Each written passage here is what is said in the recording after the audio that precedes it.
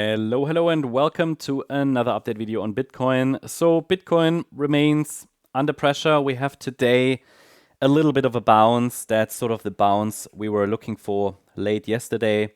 Remember, we talked about an oversold relative strength index. That kind of has materialized. But again, is that really anything meaningful at this point? I think we have to see how the market reacts when the futures market opens, the stocks futures. And overall the futures in a few hours, because at the moment, while we have a bounce, it doesn't really give us any new data. The bounce was kind of expected from this area down here. It's around the 61.8 fib level, but also the previous high, this previous swing high there from the 22nd of May. And remember that a lot of people get bearish when we have deep corrections. And yep, I mean, it is a deep correction, but we literally only have broken first micro support levels at 113k, and I would argue that is not even a decisive break. Yeah, it's not even a decisive break.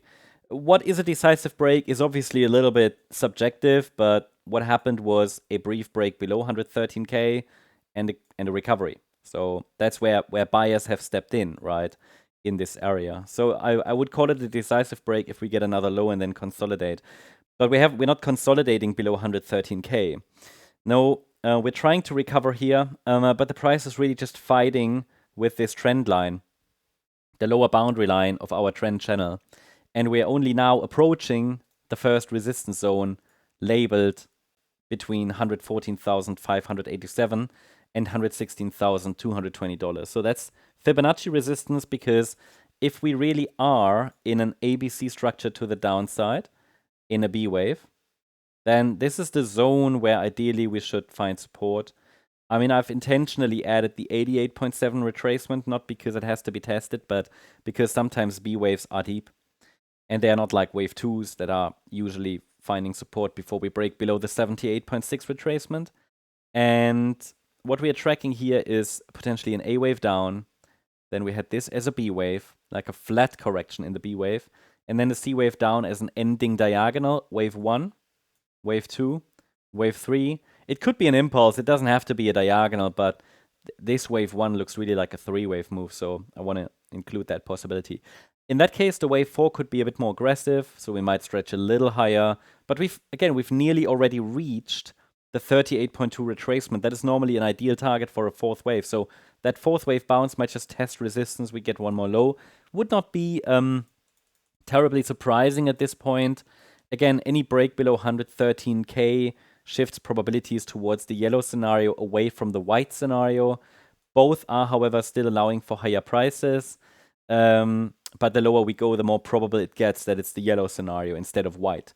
For the white count, the invalidation point is the red line here, the swing high of wave 1 at around 110,500. That's the formal invalidation point. But again, we're already way below that this is likely, because this is a very massive wave 4. So I'm already considering this might just be a B wave pullback in a diagonal pattern to the upside. It's important, I think more important than what it really is, what it's labeled as, is to recognize that the pullback is a 3-wave move at the moment. It looks still like a corrective pullback, not an impulsive move down, best I can tell. So from that point of view, I want to still keep the door open for higher, but recognize that we're in a local pullback, of course, that has not really given us any defined and confirmed low. What do we need to see for a confirmed low? I need to see a 5-wave advance that leads to a break above $116,220. So I need a break above this resistance zone. And we're not even there yet. We haven't even touched resistance yet. So I think the volatility should start soon. I think we might get quite a lot of volatility now that the market opens, because also the stocks indices are at an important pivot. They've also pulled back into support zones, and we're now here trying to recover, right? So people get a little bit of hope again. Could very well be that we get this final flush that's labeled here in yellow. I would find that highly likely. But then again, just waiting for a break of resistance to confirm that a low is in.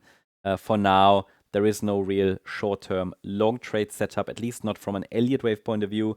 Doesn't mean it couldn't be a good idea to accumulate a bit, but that will depend on your own strategy. Important is we're currently holding here above the previous swing high. So an area that I highlighted could provide a potential for a bounce. But honestly, on a weekend, the volume is low. So it's kind of less, you could say, predictable. Glad to see a bit of a bounce, but it might just be the internal wave 4. So I think this move is worth watching right now closely. If it develops into a 5-wave move that breaks above resistance, that could be our signal that we are starting a larger recovery rally. Quick note on the Nasdaq, for example, this week, early this week, I'm watching for a bounce as well, at least some kind of a B wave rally. So the crypto market could kind of follow that same sentiment because they've been quite correlated over the last, you could say, week or so. Yeah, that's the update on Bitcoin. Hope you liked the update. If you did, please hit the like button, leave a comment, and subscribe. And if you really like the content, then please check out the channel membership. Also, feel free to join us on X for additional updates. I'll leave a link in the description and in our comment section. So there are also additional video updates, sometimes coins we don't cover on YouTube. So if you don't want to miss any updates, feel free to join us there as well. Thanks so much. Bye-bye.